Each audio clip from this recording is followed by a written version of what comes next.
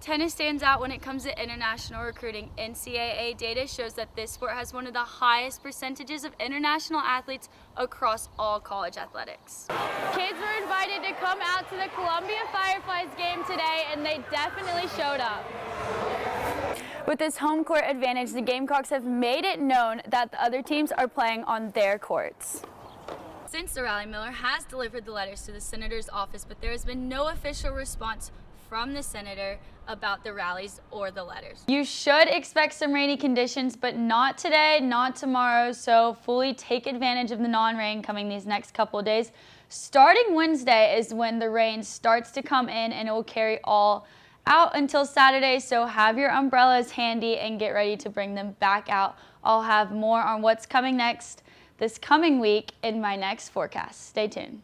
There will be more than 300 players competing this weekend at the PPA Pickleball Tournament here at Casey Pickleball Complex. That's all for today's Fastcast. Make sure to tune into Carolina News at 4 p.m. For Carolina News Fastcast, I'm Emily Cundiff.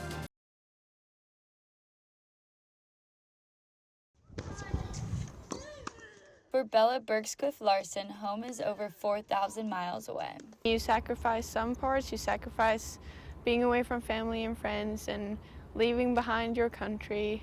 But coming to the U.S. was a choice that gave her opportunities both on and off the court. Compared to Sweden, the colleges here provides a lot of opportunities to play your sport at a very high level, at the same time as doing a higher education.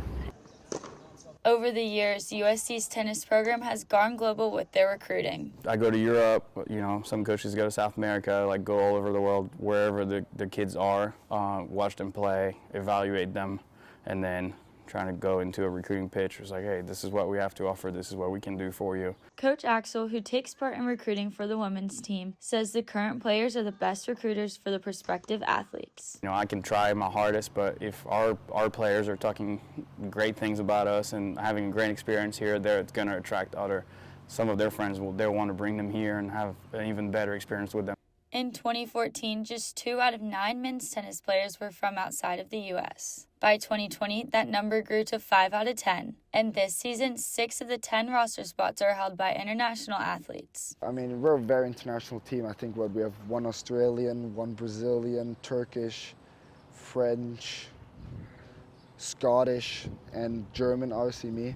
On the women's side, 3 of 10 players were international in 2014. In the 2020 season, it was 4 out of 11, and now 5 out of 10 players come from other countries. We have France, Germany, Macedonia, Sweden. Tennis stands out when it comes to international recruiting. NCAA data shows that this sport has one of the highest percentages of international athletes across all college athletics. According to the NCAA Student Athlete Demographics Report, over 60% of Division I men's tennis players and over 50% of women's players are international. When coming to the U.S. for tennis, so do culture shocks. College tennis is very different from the tennis I've played at home in Europe and in Sweden. In Sweden, everyone is very quiet, very conservative, and here everyone is so loud. The climate is crazy at matches. Another big change, playing as part of a team. Tennis is an individual sport, and here at college level, doesn't matter where you go to school, it's a team sport basically. You play for yourself on court, you're alone on court obviously, but you play for the program, you play for the alumni, you play for the team. And tennis at South Carolina has given these athletes a home away from home. It's not easy being away the other side of the world without your family, so this kind of becomes your new family. For Carolina News, I'm Emily Cundiff.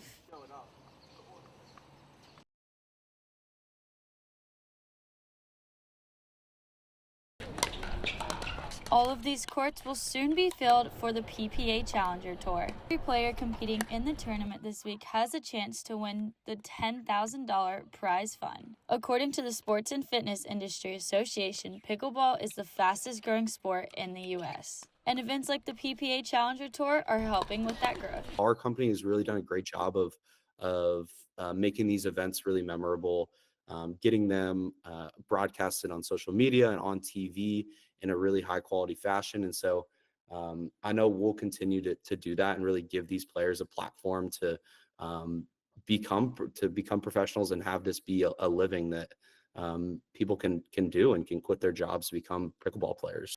What makes the PPA Tour unique is that everyone can have the opportunity to compete with the pros.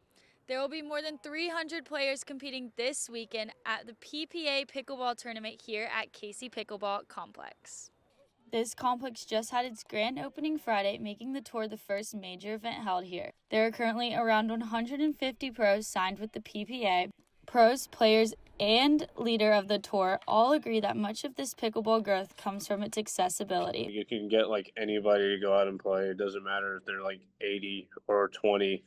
Like, it's all just fun. Because it's an easier sport to pick up. It's anyone can play. It's a great thing that gets people outside, that gives people a hobby, something really fun to do that's healthy. And pickleball is also a highly competitive sport. For many players, the intensity can run high.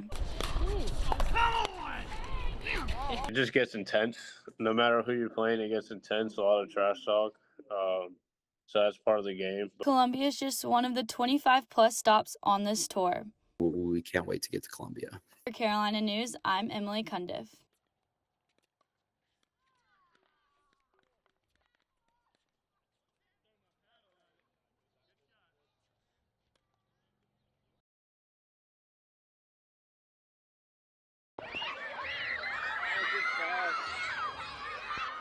I am actually shaking.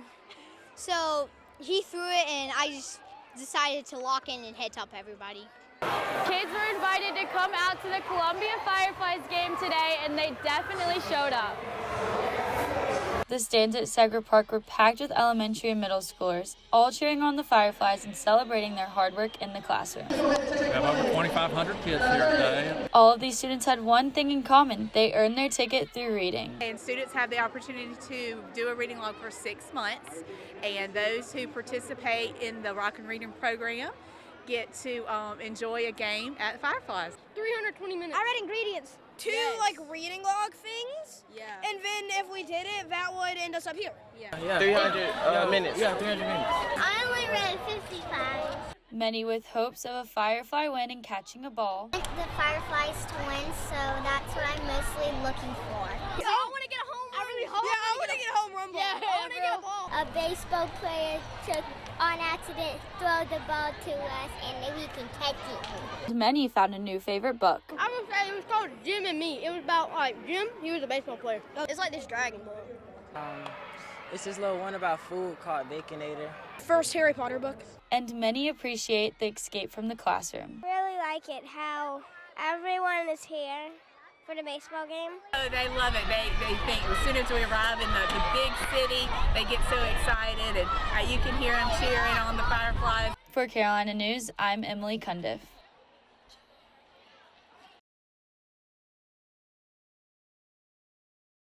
Welcome back to Carolina News. I'm Emily Cundiff. It's time for sports.